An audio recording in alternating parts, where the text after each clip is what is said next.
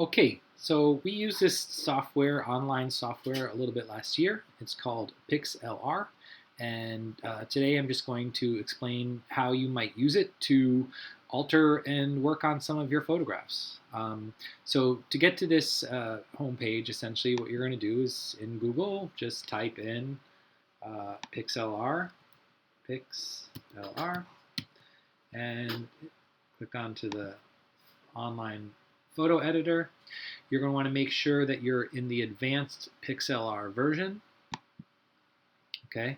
And you can create a new document and insert images, but I think I'm going to go over that at the end of this video. But right now we're going to actually alter an existing photo by just clicking on Open Image over here. So when I click Open Image, I'm going to browse through my downloads. I should have already emailed myself. And so let's say I have this image. Notice you can see the background in there, and it's something I want to crop out. The coloring is not quite right. I want to fix it. Okay, I'm going to click Open. Okay, and I'm going to, it says pre-resize image. I'm going to try to go for the higher quality right now. I'll leave it at what it is, full HD versus Ultra HD. Probably not necessary for sending through the web, but if I was printing it, I might go higher quality. So I'm just going to apply. Okay, so here I am. I've got my sculpture, and now I kind of want to crop this down so that I don't have the edges. So very simply, if you look over on the left-hand side, you'll see a crop tool, which I'm pointing to right now. If you click on that, okay, it has some different settings up here.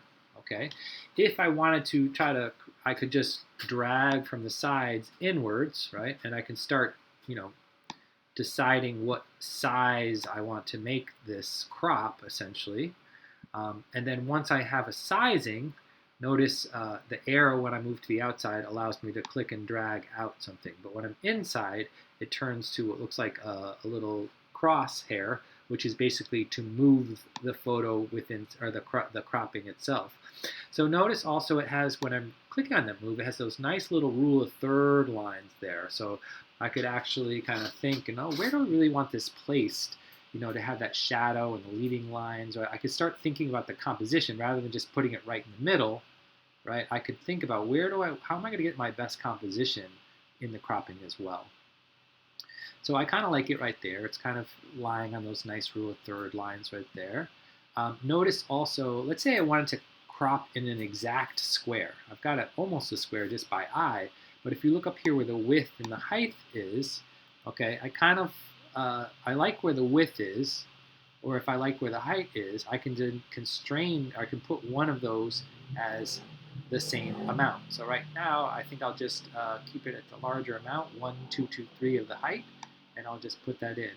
Actually, no, I'll do the other way. I'm going to do 1190, 1190. So now that's a perfect square. Okay, so if you were trying to, let's say, crop to a perfect square, that's the way you do it. You could eyeball it. You could also look up some common, like 8.5 by 11. What is that in a pixel ratio? 8.5 by 11. If you were to have that as a full printed out photo, is 250. 2,550 pixels by 3,300 pixels. Right, would be an 8.5 by 11. So if I wanted 8.5 by 11, 2,550 by 3,300. So that actually, you can see, is much larger than the photograph itself. So that just has to do with resolution. So I'm going to just try to make that square just so you can see, because for the next exercise I'll show you. It's roughly, okay, so I'll say that looks pretty good. Okay, I like where my rule of thirds are. So that's 1055. I think I'll just do that on the other one, 1055. Okay, so I got a nice little square. It's nicely cropped. Then right here, you just click apply. Okay, so now I've cropped that down. So a lot of these ads pop up. I'm just going to click on that because it is a free program. Sometimes that happens. Okay, so I just zoomed in there right here. You can see on the side there's a zoom in, zoom out. So I'm just making a little bit bigger in my window. Um, I feel though now the next thing I want to show you is with coloring. Right now this is a little yellow, and sometimes it happens when you're using incandescent lights, or fluorescent lights can have a different hue to them, or natural lighting. And we talked a little bit about this before. The best light is natural light, but if you can't get that and you've got a setup where you're doing a lamp, you may want to sort of change the coloring. Okay, it is also a little washed out. It's very bright on the side here, and I probably could have done a little bit better job with that, but let's see what we can do to alter it. Okay, so what I'm going to do is I'm going to come up to where it says adjustment up here, and you'll see there's a lot of different adjustments to work with. And I'm just going to kind of go down through these so you can get a sense of what you could do. Okay, so the ones that I tend to do first, especially because of the lighting, okay, if it's a little too yellow because of the lighting, I want to cool it down. And we call that the temperature, and a lot of lights have certain temperatures. So if I click on temperature and tint, and I'll just drag that window out of the way a little bit, you'll see that if I start to drag the temperature towards cooler, that yellow gray is now turning into like a cooler bluish gray, and it's kind of just cooling the picture down, which if I think about what it actually looked like, is more accurate. If I went the other way, see, notice it's like really getting warm almost towards orange, right? So this is kind of like adding a orange saturation hue to it, and this is adding sort of a blue to it, and it just kind of cools it down. And that sometimes deals with some of the warm lighting situation or the off lighting, non-natural lighting situation, is to just basically cool it down a little bit. You can also use this tint one way or here. You can see this will make it more red and more green. Okay, again, sometimes pictures are very green, and you can add a little bit of tint red to them, and it kind of, brings that the other way. But for this purposes, I think the tint is just fine. I'm going to leave it at 0, and then I'm just going to apply. Okay. Now, once it's applied, maybe there's some other things that I want to do. Maybe I can work a little bit on the shadow and the highlighting a little bit here to see if I can adjust it there as well.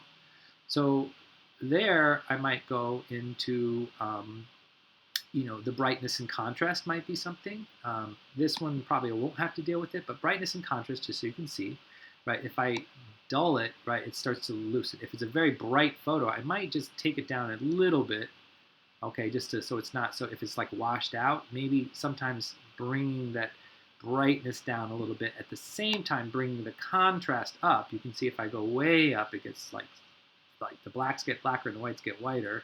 If I go the other way, it just dulls out until you can't see it anymore, right? There's no contrast, it's all neutral.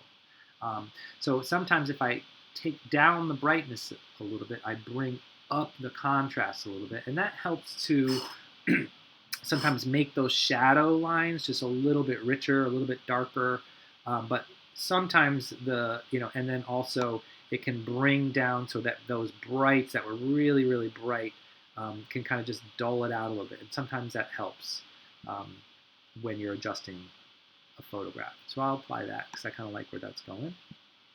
Okay.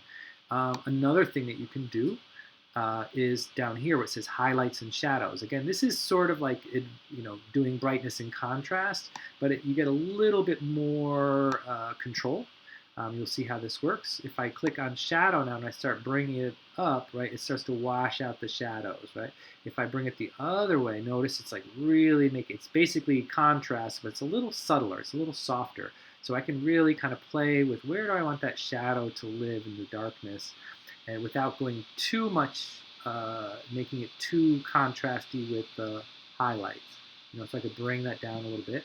Okay, highlight, same thing. If they bring it way up, or you can soften it down a little bit, right? So you can play around again. I think I'm just going to soften that light a little bit. Okay, and maybe up a little bit more. That feels pretty good. And apply. Okay, so I've just done the temperature. Okay, I did a little bit of brightness and contrast, and I did the highlights and shadows.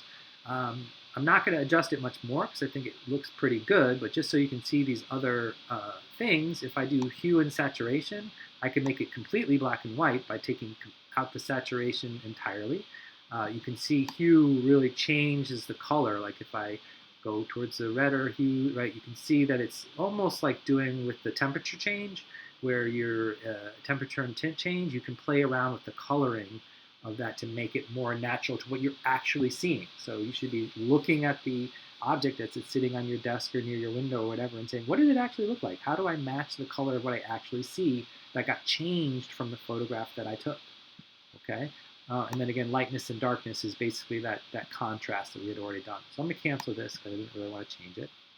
But you can see how that works. Then we have vibrance, which is, again, a very similar kind of thing where you kind of like, it sharpens up the coloring. See how it's getting a little bit more orangey reddish in that way? Or here, it kind of takes it and dulls it down. So here, it just kind of ups the sort of hue that's sort of existing there just a little bit more, sort of slightly saturating it. And here, it basically makes it black and white by taking out the vibrance completely. Okay? So I'm going to cancel that because I don't want it black and white, and I kind of like that little hue. It's an orangey, coolish gray there. So then we have color balance. Another thing, again, it's a good way, whether you're in the shadows, the midtones, or the highlights, if it's a little too green, a little too red, a little too blue, you can kind of take some of those out. So, and this is where your theory of complementary colors comes into play. If I'm taking a little bit more, if I'm taking, and I'm taking and lessening the red, right? I'm kind of pushing towards the greens, right? If I'm taking and adding more green, right? The other way, I'm getting more reds. If I take the blue, right, the other way, I'm getting more orange. So, right, again, I don't want to adjust that, but that's another way that you could work with kind of changing the color, right, the color of your photo if it's not natural to what you're actually looking at. So I'm going to cancel that because I don't want it. But that's pretty much in a nutshell. That's an easy way to crop your photos and then alter them, so that the colorization and the contrast and the lighting looks so, as good as you can get it for your presentation. When you're all done, you can come up to File, and you're going to save the image. Okay, so I click Save, and this window comes up here. I highly recommend you give it a name so that you know. So this is Cut Complete. Okay, I can use that as my name, and then Megan because I want to identify it as me. Now you've got some different formats of file types right here. JPEG is a very standard one that I think that you should be using. PNG is also a standard, but it's less prevalent than JPEG, I think, in some ways. So I would say most people will accept JPEGs for portfolios. A lot of people accept PNGs, but it's better safe than sorry. PXD is basically all the layering that also comes into this Pixlr program. And we'll look at that a little bit later as we do the next lesson, okay? And this is WebP is a web format. I would not use that right now. What you're going to use is JPEG, okay? And you might as well make the quality high and just drag it to 100%. Make it as best as you can be right now, because why not? It's your portfolio. And then you can click Download, and then you'll see that it's downloading to, in my case, to the Downloads folder. So if I go into where it is right now, you can see, boom, opening it up, boom, there we go. Now this can be either attached individually to Google Classroom or sent into your portfolio or wherever you're going to be doing it, using it for. So that's it.